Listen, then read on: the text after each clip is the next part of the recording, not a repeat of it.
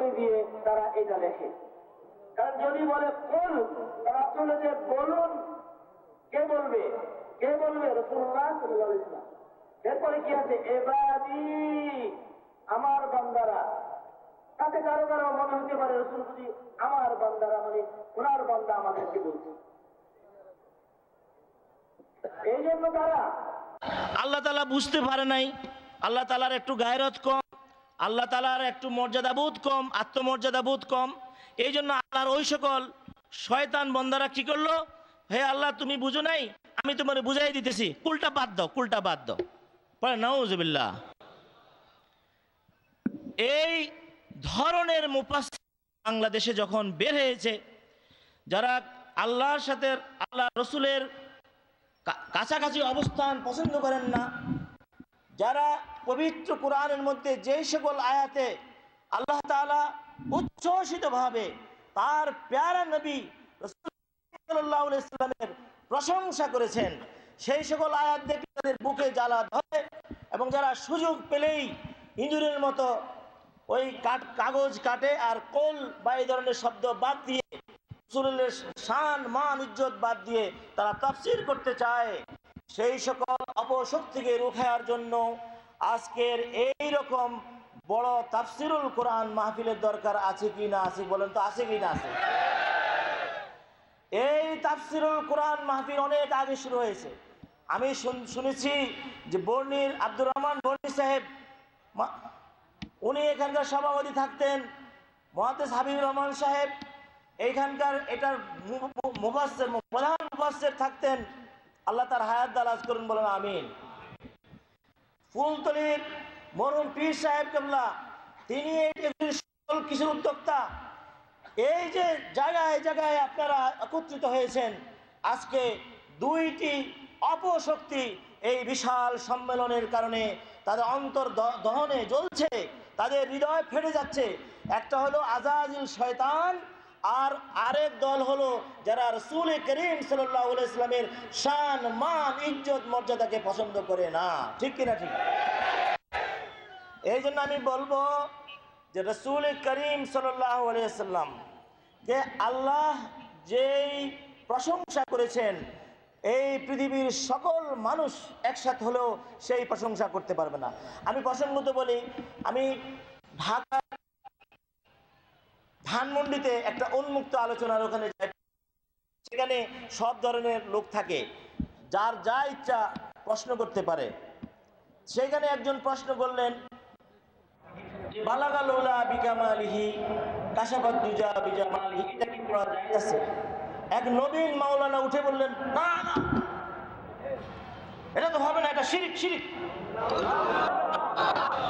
তা আমি চুপ, কারণ আমি প্রধান বক্তা, আমি বক্তব্য রাখার পরে যার যেমনি ইচ্ছে আপনি প্রশ্ন করতে পারে। এবং সেখানে আমরা যেমন অনেকটা এখানে সব অধিকাংশই সুন্নি, সুন্নি বলে কোনো কথা নেই, সেখানের মধ্যে ওয়াহাবি থাকতে পারে, লামাযাবি থাকতে পারে, সব থাকতে পারে, ওপেন কোশ্চেন করতে পারে। আপনারা হয়তো আমাকে দেখে থাকবেন যে চ্যানেল আইতে আমি অনেক প্রোগ্রামে প্রশ্ন উত্তর দিয়েছিলাম। এনিওয়ে, তো তারা এভাবে প্রশ্ন করতো। একজন যখন আমার বক্তব্য শেষে বললো, আচ্ছা বলুন তো যে বালাগাল উলা এটা কি বলা যায় হবে কিনা? তা আমি বললাম যে ভাই, আমি প্রথম বাংলাদেশে ডবল টাইটেল আড়াইটা টাইটেল পাস করছি আর কি, তাফসীর সহ, এবং মদিনা ইউনিভার্সিটি লেখাপড়া করছি, আল আজহার ইউনিভার্সিটি লেখাপড়া করেছি, পৃথিবীর ইউরোপ আমেরিকা আফ্রিকা সহ বহু দেশে গেছি, বহু আলেমের সাথে গেছি। আমার এই বয়সে আজকের পূর্বে আমি শুনি নাই কোনো মুসলমান কোথাও এই প্রশ্ন তুলবে যে বালাগাল উলা বিকামালিহি এটা জায়েজ হবে না। তাই মাওলানা তখন আগে গিরগির করতেছে, অপমান বোধ করছেন, উনি অপমানিত বোধ করছেন। উনি বললেন যে কি না, হাদিসে আছে কি লা তাতরুনি কামা আতরাতিন নাসারা ইয়াহুদা আতরাতিন নাসারা ঈসা ইবনে মারইয়াম।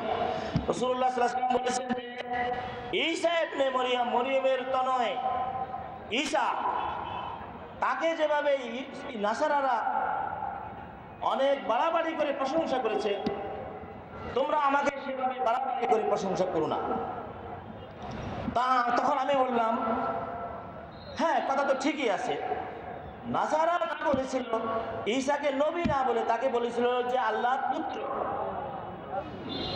অথবা বলেছিল এটাকে ট্রিলজি বলে বা তাকে উখলুম বলে আরবিতে, ট্রিনিটি, তৃতীয়বাদ, তিনজনের একজন, মরিয়ম, হলি গোস্ট অথবা আল্লাহর পুত্র ঈসা।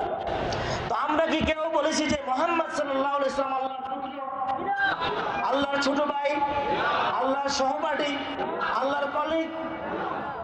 তো আপনি যে বললেন যে রাসূলুল্লাহ সাল্লাল্লাহু আলাইহি ওয়াসাল্লামকে অত বাড়াবেন না, আপনি এমন একটা কথা বলেন যেটা আপনি বাড়িয়ে বলতে পারেন। বলেন তো দেখি, আপনি এমন একটা প্রশংসা করেন যে প্রশংসা আল্লাহর থেকেও বেশি আপনি বলতে পারেন।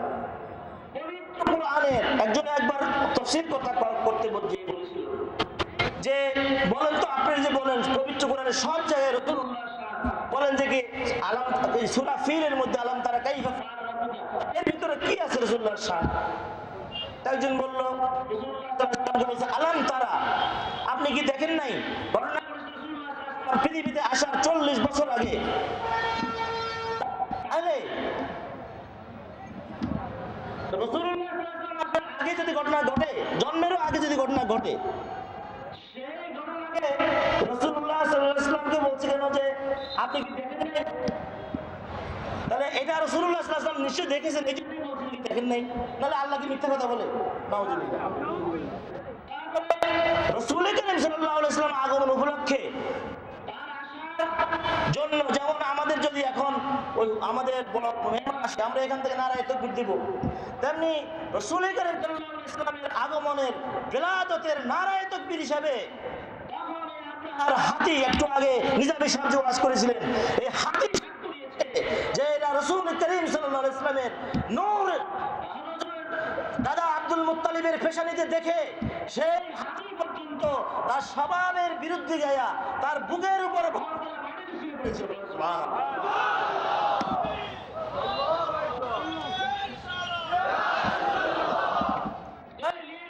আছে লীলাফি কুরাইশি, রাসূলুল্লাহ সাল্লাল্লাহু আলাইহি ওয়াসাল্লামের যে কুরাইশ বংশে জন্মগ্রহণ করেছে তাদের মনোরঞ্জন করার জন্য আল্লাহ তাআলা দুইটা ফ্লাইট দিয়েছে। সিরিয়াতে তারা যাইতো, মানে দুইটা ট্রিপ বলতে পারেন, যে তারা বাণিজ্য কাফেলা। এমনি বলে আপনি বলেন যে তাব্বাত ইয়াদা কি আছে? আরে তাব্বাত ইয়াদা আবি লাহাব, অর্থাৎ আবু লাহাবের দুই হাত, অর্থাৎ আবু লাহাব ধ্বংস হয়ে যাক, তার স্ত্রী ধ্বংস হয়ে যাক, এগুলো কেন বলেছে? রাসূলুল্লাহ সাল্লাল্লাহু আলাইহি ওয়াসাল্লামের পথে কাটা দিত, সেজন্য নাকি? এমনি করে ইজা জা রাসূলুল্লাহ তুকি আবু বকর রাদিয়াল্লাহু তাআলা আপনি বলছেন রাসূলুল্লাহ সাল্লাল্লাহু আলাইহি ওয়াসাল্লামের নেতৃত্বে যখন বিজয় এসে গেছে, তখন রাসূলুল্লাহর রিসালাত এবং তার যে কাজে আল্লাহ পাঠিয়েছেন সেটা যখন পূর্ণ হয়ে গেছে, এখন তার বিদায়ের আওয়াজ এখানে। মানে এমনি করে প্রত্যেকটি জায়গাতে, প্রত্যেকটি সূরাতে আপনি পাইবেন যে রাসূলুল্লাহ সাল্লাল্লাহু আলাইহি ওয়াসাল্লামের শান এবং মান। আর যারা তথাকথিত রাসূলুল্লাহ সাল্লাল্লাহু আলাইহি ওয়াসাল্লামের মুহাব্বতহীন মুফাসসির কুরআন, তারা সব সময় দেখবেন বেছে বেছে ওই আয়াতগুলি বের করে যেখানে আল্লাহ রাসূলুল্লাহ সাল্লাল্লাহু আলাইহি ওয়াসাল্লাম ওয়ার্নিং দিয়েছেন, হয়তো আল্লাহ তাআলা ওয়ার্নিং দিয়েছেন যে আপনি যে বদরের যুদ্ধ থেকে ফিদিয়া নিয়েছেন, আমি তো এটা তো আমি চাইতাম না, কিন্তু আপনি চাইছেন বলে আমি এটা গ্রহণ করে নিয়েছি, তাহলে শান ভালো না? আল্লাহ নবী একটা কাজ করে ফেললে আল্লাহ বলেন যে আচ্ছা ঠিক আছে, আপনি যখন করছেন আমি জ্ঞান করলাম, তাহলে কি আল্লাহ রাসূলের শান ভালো না? কিন্তু আল্লাহ দুশমনেরা কুরআন শরীফের প্রথম থেকে শেষ পর্যন্ত এর মধ্যে তাদের রাসূল করিম সাল্লাল্লাহু আলাইহি ওয়াসাল্লামের মান মর্যাদা কিভাবে ছোট করবে সেটাই তারা চেষ্টা করছে। যাই হোক ভাইরা আমার, আমি আরেকটি কথা বলে আমার মূল বক্তব্যে যাচ্ছি। তাফসীরুল কুরআন মাহফিল যখন বলে, দেখুন আজকে অনেক মাওলানা আছেন কিন্তু তারা কিন্তু লেখার সুযোগ পান না, কিন্তু আমি অত্যন্ত শ্রদ্ধার সাথে স্মরণ করব যে আল্লামা ফুলতুলি রহমতুল্লাহ আলাইহি তিনি কিন্তু তাফসীরুল কুরআন লিখেছেন। আজকের মতো কম্পিউটারের সুবিধা নাই, আজকের মতো টাকা পয়সার ছড়াছড়ি নাই, আজকের মতো যোগাযোগের ব্যবস্থা নাই। সেই সময় কিতাব ঘেটে ঘেটে উনি তাফসীর লেখে এটাকে আবার ছাপিয়ে এটা আপনাদের কাছে পৌঁছে দেওয়াটা বিশাল এক কারামত ছিল। সুবহানাল্লাহ।